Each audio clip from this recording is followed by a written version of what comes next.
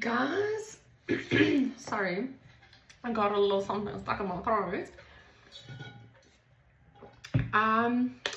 I've been so intrigued by this case. It is unbelievable. Like, I can't. I've gone and tried and read as much as I possibly can about Daisy de Melker. So, funny enough, at the dinner table one night we were talking about South African like true crime and stuff, because it's not something that regularly gets spoken about, well, that I know of. And I'd actually never heard the name Daisy de Melker, and when her name got mentioned, I was like, who is Daisy de Melker? And I literally went and I'm like, who is Daisy de Melker?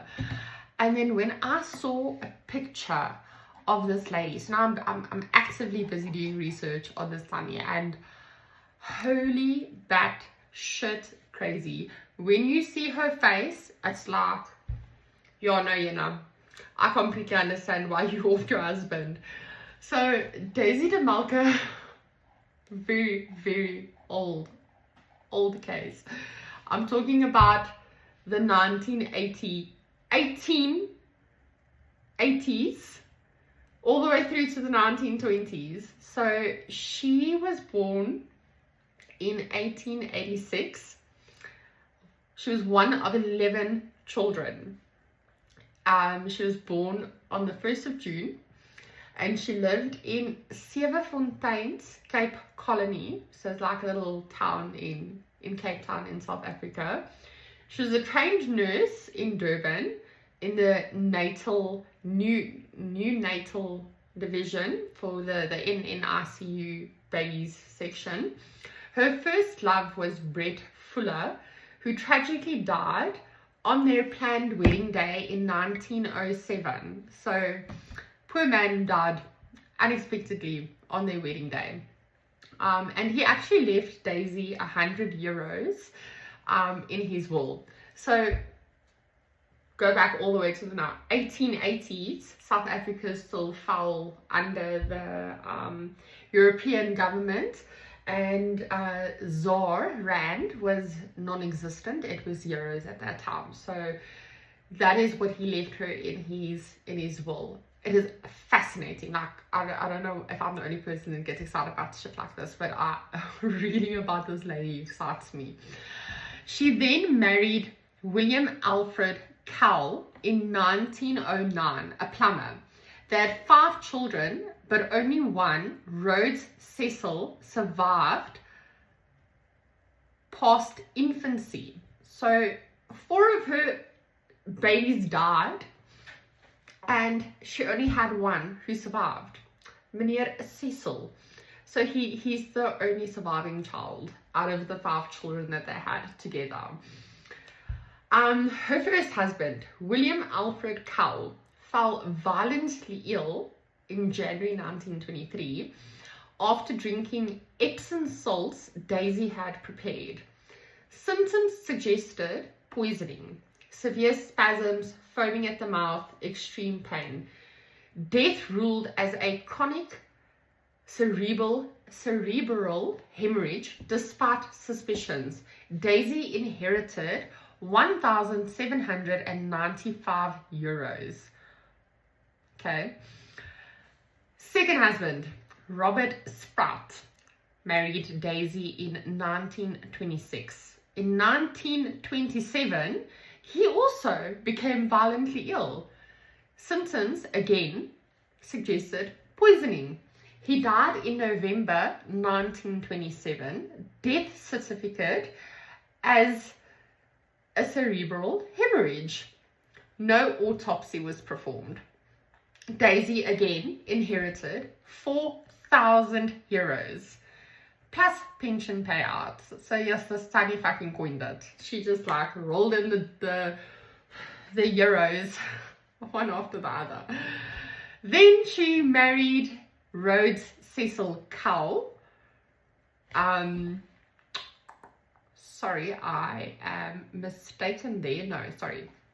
Rhodes Cecil Cowell was her son, the only surviving son.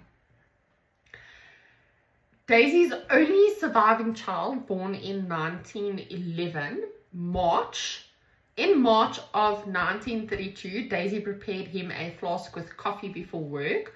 Rhodes and a co-worker, James Webster, drank from it. Webster became sick but survived. Rhodes died on the 5th of March 1932. Initially misdiagnosed as cerebral malaria, but an autopsy showed arsenic poisoning. Daisy had purchased the arsenic from a chemist under a false pretense. Mrs. Spratt, second husband, she collected €100 life insurance from her son's death. So during the investigation and the trial, suspicions raised by William Spratt, Robert's brother, police obtained court orders to exhume the bodies of both husbands and her son. Forensics tests revealed arsenic in Rose's body, traces of arsenic in the exhumed remains of both husbands. Trial lasted 30 days with massive press coverage. The Crown, because South Africa fell under the Crown could not prove conclusively that her husbands were murdered, but the evidence on Rhodes was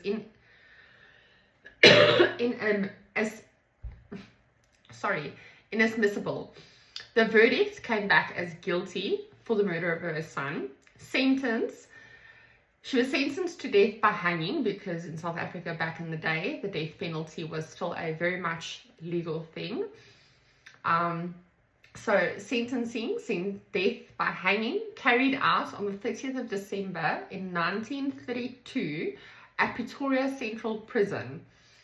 What the fuck? Anyway, Daisy maintained her innocence until the end. She was buried in a poor man's grave, having been declared insolvent after selling off all of her possessions to pay for legal costs. She is remembered as the second woman ever hung in South Africa's history. Her story inspired Sarah in 1934, novel Three Men Died. So Sarah wrote a novel, Three Men Died. It also inspired a 1993 TV miniseries starring Susan Kutzer, countless books, articles, and true crime retellings. So her story definitely lived on after this. So when I finished researching Daisy de Melker, I was so curious to find out who the second person or woman in South Africa was that was hung. So I'm like, who was the second woman to be hung in South Africa? And I came across Tannie Hester Neels, the forgotten first, apparently, because she is very much forgotten. I've also never heard about this Tannie. So her background, she was a farmer's wife born in the late 1800s, married to Meneer Rhodes Neels, who was a farmer. The crime happened in 1920. Hester fell in love with another man and conspired to remove her husband from the picture. She laced Meneer Rhodes Neels' food with arsenic poisoning. Suspicion arose. Franz died in agonies, and the villagers whispered. Oh my god, I can just imagine like this little small crime community. They're like, this old farm Tannie, I'm telling you, she did something to her husband. I can see it, I can envision it already, like in the old school farming days. I don't know why, but I get so excited reading this shit. Anyway, so Franz died in agony, and the people in the community started whispering. Arsenic was a known killer, but not easy to prove as a motive, because obviously arsenic is something that you could back in the day just buy over the counter. I mean, a fun fact about arsenic back in those days, it was mainly used for rat poisoning, and farmers used it for cow dip, so their cattle, to dip their cattle in, and it was for pest control. So you could go to any store and just buy arsenic without any suspicion, because who's going to question a blast dummy that like came and, yes, I want some arsenic to dip my husband's cows in and do pest control with the arsenic. No one's going to ask questions. Anyway, so she was convicted of murdering her husband, and she was executed on the 7th of January 1921 at a Kroonstad Prison. She became the official first woman ever to be hung in South Africa. Little remembered today, but her case definitely set a precedent that women could and would face the same ultimatum and punishment as men. And then I'm like, okay, this is very interesting. Like, don't get me wrong, this was very, very, very interesting. I wanted to know, where did they buy the arsenic? Like, can you buy arsenic in South Africa? I really, really want to know, like, where did they get the arsenic from? So Daisy got her arsenic from a chemist.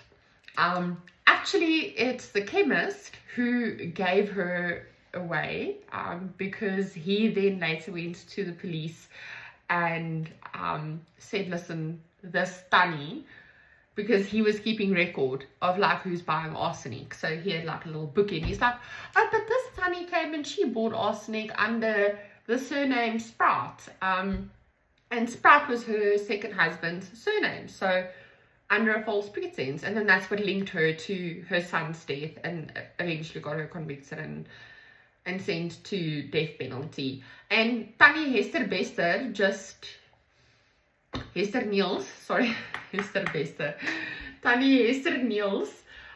she just went to the local farmer store, and that's where she bought her arsenic. I mean, I was baffled. Guys, if you want to hear more about the Melker and Hester Neels investigation, please drop me a comment. Let me know if you want to hear more about it. I am actively busy still reading and researching on it because it is so intriguing to me. This is the part that I love about making true crime and mystery videos, is the research part of it. It breaks my brain.